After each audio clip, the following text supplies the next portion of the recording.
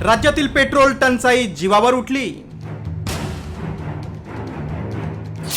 Petrol pump कर्मचाऱ्यावर जीवघेणा हल्ला।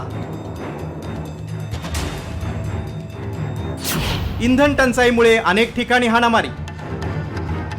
गेल्या काही दिवसांपासून पेट्रोल पंपावर मोठमोठ्या रांगा लागल्यात, मात्र आता या रांगांमध्ये राडे होऊ लागलेत। जळगाव जिल्ह्यातल्या म्हसावदमध्ये तर पेट्रोल टंचाईवरून थेट जीवघेणा हल्ला करण्यात आल्याची धक्कादायक घटना घडली। पंपावरील पेट्रोल संपल्यामुळे संतापलेल्या 2 वाहन चालकांनी थेट पंपाच्या कर्मचाऱ्यावर चाकून जीवघेणा हल्ला केलाय। या घटनेमुळे पेट्रोल पंप कर्मचाऱ्यांमध्ये भीतीचं वातावरण निर्माण झाले। नेहमीप्रमाणे मी नाईट ड्युटीला गेलो कामावर, तर 2 जण आले। त्यांनी मला पेट्रोलची मागणी केली, तर मी त्यांना बोललो 2 वेळेस की पेट्रोल नाही आहे भाई।